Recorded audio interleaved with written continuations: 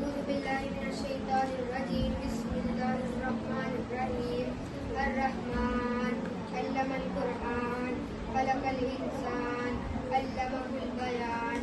الشمس والقمر بحسبان والنجم والشجر يسجدان والسماء رفعها ووضع الميزان ألا تطغوا في الميزان وأقيموا الوزن بالقسط ولا تخسروا الميزان والأرض وضعها للأنام فيها فاكهة ونخل ذات الأكمام والحب ذو العصف والريحان. فبأي آلاء ربكما